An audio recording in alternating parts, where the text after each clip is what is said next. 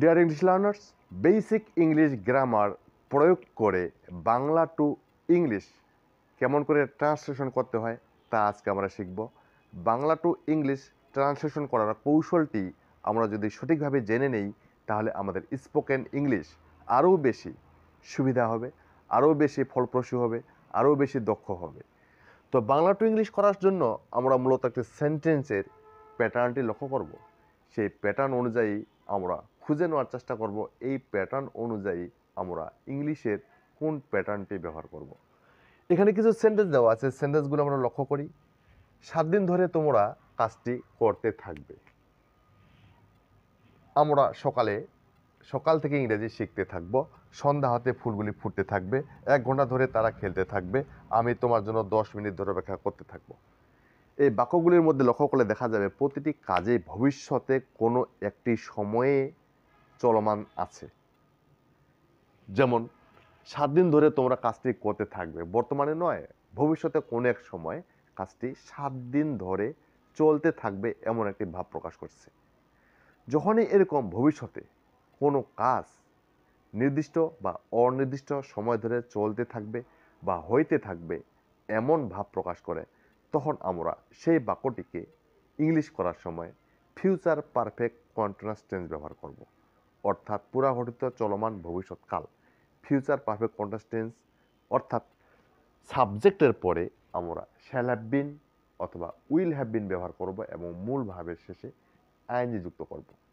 Shall have বিন অথবা will have বিন এবং মূল ভার্বের শেষে আইএনজি যুক্ত করব। এখানে একটা লক্ষণীয় বিষয়, প্রতিটি সেন্টেন্সের মধ্যে দেখতে পাচ্ছি করতে তে থাকবো, তে থাকবো, তে থাকবো।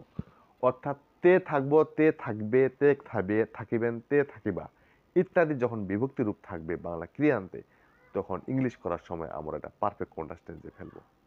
যেহেতু ব বে বেয়ান আছে, অতএব ফিউচার পারফেক্ট কন্টিনিউয়াস টেন্সে ফেলবো।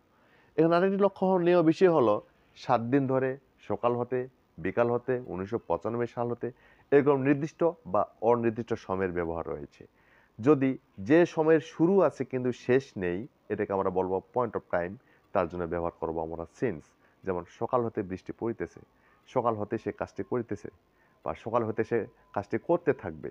এই যে সকাল হইতে শুরু হয়েছে সকালে, কিন্তু শেষ কখন হয়েছে জানি না, সেক্ষেত্রে আমরা সিন্স মর্নিং ব্যবহার করব।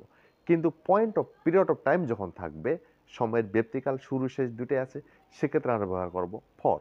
যেমন 7 দিন ধরে বৃষ্টি পড়িতেছে, বা 7 দিন ধরে বৃষ্টি পড়িতেছিল, বা 7 দিন ধরে বৃষ্টি পড়তে থাকবে, যেটা হোক না কেন, এখানে দেখা যায় 7 দিন প্রথম দিনে শুরু হয়েছে, 7ম দিনে শেষ হয়েছে, এটাকে পিরিয়ড অফ টাইম বলবো, আর সেক্ষেত্রে আমরা ব্যবহার করব ফর। তো আমরা এই বাক্যগুলিকে ইংলিশ করার চেষ্টা করি সেই প্যাটার্ন অনুযায়ী। যেহেতু 7 দিন ধরে তোমরা কাজটি করতে থাকবে, এখানে তে থাকবে আছে, বিধায় এটি ফিউচার পারফেক্ট কন্টিনিউয়াস টেন্স, কারণ এখানে সময়ের একটা উল্লেখ আছে। এটা ইংলিশ করার সময় আমরা প্রথমে সাবজেক্ট ব্যবহার করব, কে কাজটি করতে থাকবে, তোমরা, এর জন্য নিয়ে আসবো ইউ। এরপরে auxiliary verb will have been, you will have been. Subject নিলাম, অক্সিলারি উইল হ্যাভ বিন ব্যবহার করলাম। এরপর করা, করা ইংরেজি ডু, এর সাথে যুক্ত করবো ING, you will have been doing, কি কাজটি, the work, you will have been doing the work, তুমি বা তোমরা কাজটি করতে থাকবে। কতদিন ধরে, 7 দিন ধরে, এটাকে পিরিয়ড অফ টাইম বলবো, তাহলে ব্যবহার করবো ফর, 7 দিন, 7 days,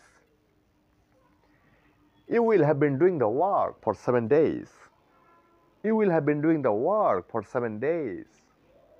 তদ্রূপ আমরা সকাল থেকে ইংরেজি শিখতে থাকবো, কে শিখবে, আমরা, নিয়ে আসবো subject we, we will have bin, we will have বিন।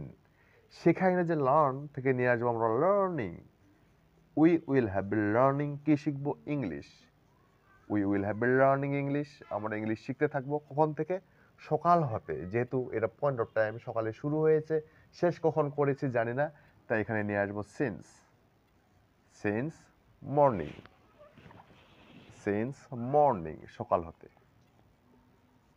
সকাল হতে আমরা সকাল হতে ইংরেজি শিখতে থাকবো, we will have been learning English since morning, we will have been learning English since morning. তদূর সন্ধ্যা হতে ফুলগুলি ফুটতে থাকবে, সন্ধ্যা হতে ফুলগুলি ফুটতে থাকবে। তাহলে the flowers, flowers FLOWERS, the flowers will have বিন, ফুটা ইংরেজি ব্লুম BLOOM, অতএব এখানে আইন যুক্ত করতে হবে।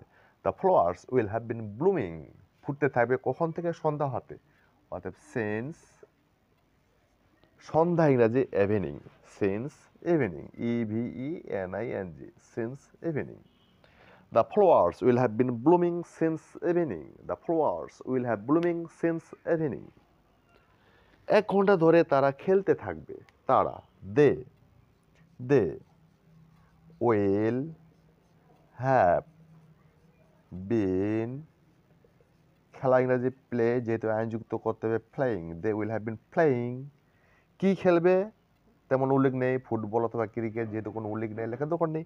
দে উইল হ্যাভ বিন প্লেয়িং 1 ঘন্টা ধরে, এটা period of time, for an hour.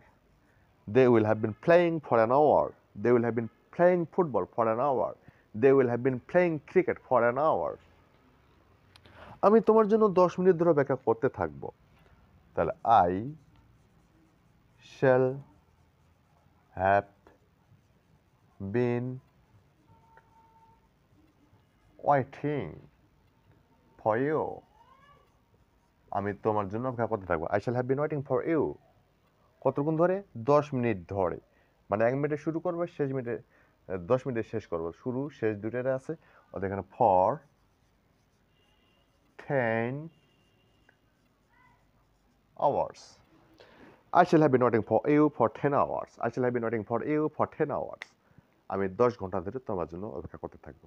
So dear learners, আমরা বেসিক ইংলিশ শিখি এবং বেসিক ইংলিশের সঠিক ব্যবহার করে আমরা স্পোকেন ইংলিশটাকে মজবুত করি, মর্যাদাপূর্ণ করে তুলি।